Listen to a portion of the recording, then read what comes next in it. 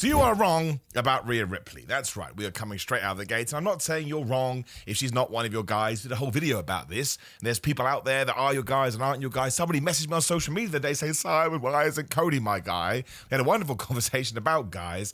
But there is a rhetoric about Rhea Ripley right now, which I just think is stupid. And I'm sure you've seen it, and I understand it's the darkest corners of the internet. But if we are going to make videos every single day, I feel like we should address all the tidbits there are out there. And it's because anytime Rhea Ripley wins or is put in some sort of position of strength, people call her Rhea Hogan. It's just so dumb. And there's not even any, what's the word I'm looking for, creativity to that. So I think if you're going to do it, you can at least come up with something new. I'm sure you can figure it out, right? The idea of Hulk Hogan, or the rhetoric around Hulk Hogan, is that it wouldn't work for me, brother. I have to win all the time. You've got to push me strong, blah, blah, blah. If you think Rhea Ripley is the same person, I don't think you've been watching professional wrestling in 2025. Now, for starters, Hulk Hogan absolutely went out there and did that. I mean, Jeff Jarrett in his podcast, I think yesterday, was talking about how he absolutely took over TNA with his creative control. I can tell you now, with 100% certainty, I bet my hair on it, Rhea Ripley don't have any creative control, right? So anything she is getting is coming from Triple H or whoever else is writing the show. And let's just remember this. No wrestler in the history of the world has ever gone, oh, we're going to do this with you. It's going to be really great. They've gone, I don't want to do this. Even like someone like Bryan Danielson and even somebody like Sting, who were very keen to say, I don't want to win the tag team titles on my last match, or I don't want to win the world championship all in. They still won the championship and they still won the tag team titles because they do not control what they do, right? They have their ideas, they have their opinions, but that's all it is. It falls on deaf ears, not deaf ears, but Tony Khan and Triple H, they decide what's going to go down. But even taking a step back, why the flub wouldn't you push Rhea Ripley to the moon? I'm going to borrow statements I've said on other videos because I like to condense them all here. She should be treated like Stone Cold Steve Austin. Now, that doesn't mean I think she's the same level as Stone Cold Steve Austin, or I think she's getting the same kind of pops as Steve Austin, which is what always people say. I'm talking about it from a gimmick, a character, a personality point of view. Now, she is getting massive reactions every single time. That's all that really matters in pro wrestling. If the crowd is connected with you and they like you, every single company on the planet should go, well, we should do something with this person. Otherwise, you get what WWE was even a few years ago before there was a big shift. We can talk about Rusev. We can talk about Cesaro here and there. We can talk about many people that we all thought should have got pushes and they never did. I think Dolph Ziggler would be one. I know he won the world title, but even Rey Mysterio, when he first came in and people absolutely loved him, was always treated like an also-ran, was also treated like he was in second place. CM Punk would be another one, but I don't want to start doing this list. Nowadays, Jey Uso being the best example, if all of a sudden somebody does get over and they're getting massive reactions, we will put them in a cool position. Even if it only lasts a few weeks, it doesn't matter. That is much better than just trying to stop it. It's the most annoying thing about Rusev Day as we go on a tangent. I loved that man, and that could have become one of the biggest things in wrestling, but he was told, no, Miro, that's nothing more than a fluke. So we're just going to put a full stop on it there. That aside, Rhea Ripley gets massive reactions, so that is tick one. But also, have you seen Rhea Ripley and have you seen the way she comes across on a television screen? How would you like her to be booked? Like she's a puppy dog? No.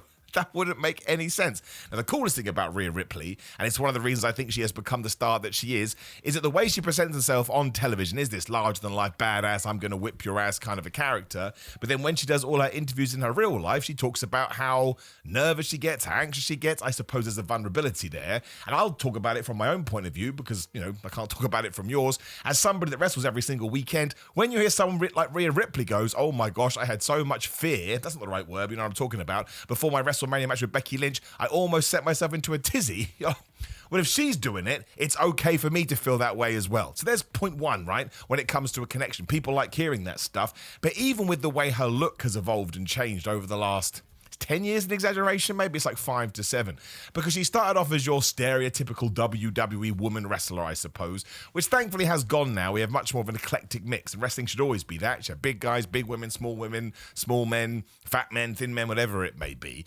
But you can see she has gone from what I suppose, and again, I'm making things up here a little bit, so correct me if I'm wrong, but she has gone from what I need to look this way to be a wrestler to totally embracing who she is as a person, not only in her personality, even the way that she looks, and that is inspiring to so many people as well, especially if you are a kid. Never forget, wrestling is for kids. And I know this because when I wrestle on the independent scene, do you know who always has the best time? It's children, because they just buy into wrestling, what it is on a surface level. Ask yourself this question right now. When did you get into wrestling? Most people say when I was a kid, and that's why it always feels like the wrestling when you were a child was the best, because that's when you loved it the most. So if you are growing up and you are struggling, and all of a sudden you have Rhea Ripley, who comes across like Princess, what's her name? Xena Warrior Princess. You're like, oh my gosh, she seems to be totally comfortable in her own skin. How do I find that too? And as soon as you plant that in your brain, man, you are off to the races. And that is what it is all about, even before we get to wins and losses and who she's taking on.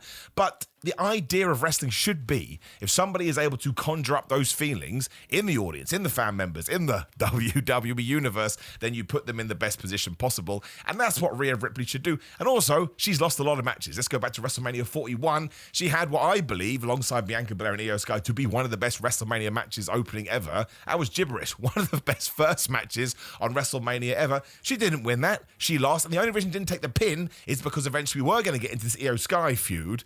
The Io Sky title reign is a totally different video for a totally different day. We all know that Io Sky is one of the best in the world, but man, we have not followed up on that properly. But now we are. And this is one of the reasons I want to make the video, because I saw people talking about it again. As soon as Rhea Ripley came out and said, oh man, I want to do something at Evolution, and Io Sky came out and said, well, I want to fight you, people were like, I can't believe it. I can't believe we're squeezing them in. Now, I didn't like this story beat only because I thought it was too fast. We should have started building to Evolution months ago, but that's the same with the damn Battle Royal. They just went, we're going to do a Battle Royal. But don't pretend with Rhea versus Io we haven't planted those seeds. Of course we had. So we were always going to get to this rematch. And also, who wouldn't want that? Who wouldn't want Rhea Ripley to be their champion? Absolutely, I want Io Sky to be the champion, which is why it was awesome when she beat Rhea end of last year, or that was after the Royal Rumble, right? Whenever it was. That was a nice surprise. Inserting Bianca Belair in there is always good because she's absolutely phenomenal too. That's like adding more cheese to a pizza. We're just getting better stuff. But Bianca Belair obviously is a SmackDown talent, but she's away with being injured. So you have to get back to these two who are presented on Raw as the two biggest stars. And Rhea Ripley should win, not because she's Rhea Ripley, not because she's Rhea Hogan, but because the story that we have been telling, well, for years now, I mean, they pushed it harder on Raw the last few months, is that Rhea Ripley has never been Io Sky in a one-on-one match. So eventually you have to do it. Now, it would be, better's not even the right word. It would be easier from a wrestling point of view if Io Sky was a heel, but that's not where we are. So it should be the job of a creative team to go, right, how do we protect this person and how do we protect that person, but also serve the fans and not give them a stupid finish when we get distractions, interference, and confusion all of the time. Don't mind that stuff. It's a less is more situation. Otherwise, you get into the law of diminishing returns. But if I was starting a wrestling company tomorrow, I would want Rhea Ripley on my books. I mean, just go and look at the stars she has outside of just the world of wrestling, which is massively important, especially for a company like WWE who loves social media. She is connecting with people and she's getting in people to watch more wrestling. I've seen it happen with people in my own life. They find her on TikTok mostly and they're like, who is this badass? Oh, she's a wrestler. Then I get messages from people I haven't talked to for a long time going, oh, Simon, you're into wrestling. You're a massive nerd. Tell me about Rhea Ripley. I'm not saying they go start watching Raw every week and they spend thousands of dollars to go to Las Vegas WrestleMania, which of course will be next year, the year after that, and the year on forevermore. But they suddenly take more of an interest and they start watching social media clips. Going on another tangent, it's why I cannot handle, and I don't care, I don't mind ratings. They're fun to talk about, but they're not the be all and end all. But people are like, oh, I can't believe these Netflix ratings for Raw.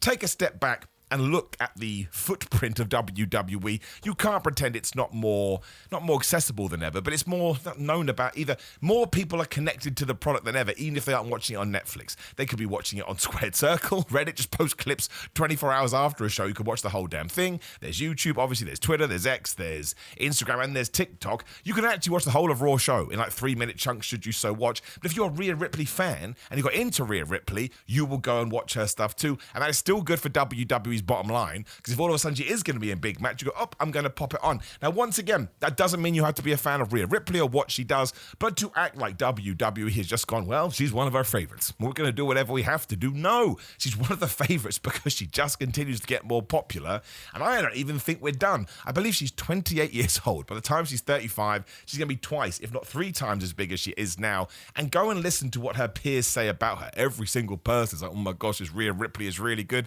They wouldn't just say that, because whether they mean to or not, their reputation does go on the line. Like, usually when you find someone that believes in somebody else but doesn't think they're going to get the push or the opportunity they deserve, they'll be very candid with their language because they don't look like a buffoon, whereas everyone just goes, yep, Rhea Ripley is going to fly. And she hasn't been the champion for a long old time, and she had this weird sort of tangent feud with Raquel Rodriguez, which I enjoyed because it did sort of connect to the Judgment Day. But that match was awesome as well. Raquel Rodriguez beat that woman up for like 12 minutes before they did a crazy stunt off the table with the riptide. And that's how I know a lot of what people say is disingenuous. They're like, oh, that's rubbish. There's not even an element of danger to it. Are you mad?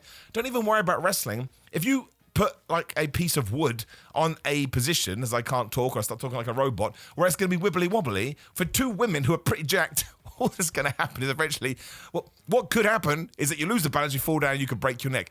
People do that walking down the stairs, man. And that's when you just know it's people taking pot shots. So more for me, really, for making this video. But there is so much, there's not so much, it's always a vocal minority, but the vocal minority can be so loud that when I went to sit down here in a video, I was like, there's nothing really going on in the news world, and I wanted to put over, what a stupid way to say it, Rhea Ripley for a while, I'm just going to do it. And this goes for Bianca Belair, and it goes for Io Sky as well. You have to have something to you. To have a three-way at the start of the second night of WrestleMania, and most people on mass goes, oh my gosh, that's one of the best WrestleMania matches we've ever seen. Absolutely the match of the weekend. That doesn't just happen. You have to have something to you. And I think the way that Rhea Ripley has grown as a performer over the last few years has been tremendous, and she should be a cornerstone of that division for ages, and she should win it at Evolution. And then SummerSlam, we should do the rematch, and then you can do whatever you want. I would argue that you should probably keep on Rhea Ripley because, in a good way, WWE has been changing a lot of championships lately, and if we're going to get some cash-ins, which I think we will do, you want to make sure not too many belts change hands. It goes back to what we just talked about.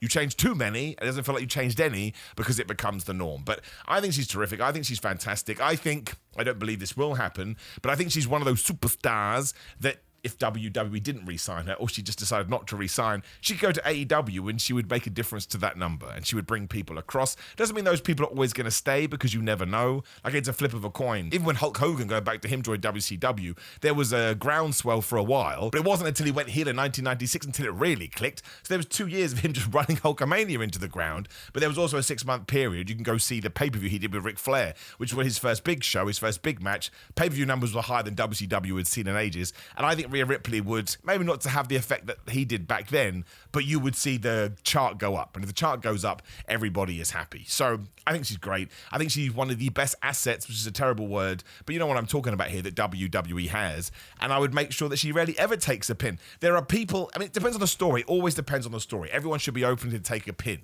But I just think Rhea Ripley has so much star power to her that you have to go out of your way sometimes to go, she shouldn't take a pin here, so that when she does get beaten, much like Io Sky 6 months ago, whatever flub it was, it means something. It's why John Cena has always felt like such a goat, because he didn't lose that much. So when he did, you're like, oh my gosh. Remember when Kevin Owens debuted? Was it Great American Bash? Whatever the flub that pay-per-view was. When Kevin Owens hit that pop-up powerbomb, people are like, he just beat John Cena. And really that cemented Kevin Owens' rise through the main roster, and he never looked back. And I think Rhea Ripley has already more than established herself, and she will be the top star on Raw for a good while, I'd imagine. So use what we have. It's like CM Punk. To beat CM Punk at Night of Champions, he basically got sniped by 76 different people. So Rhea Ripley shouldn't just losing to anybody. Like, if Roxanne Perez is the feud after Rhea Ripley, she probably shouldn't be, because Roxanne Perez needs wins, but you have to sort of build to that. Otherwise, it's going to mean nothing. And we have to make sure these things mean something, which is why what I would probably do, I mean, they're on different brands, but maybe that's for a reason. Is WrestleMania far enough away? In my Tootsie Toes, I kind of think Rhea Ripley versus Julia, after the tease we did post-Mania,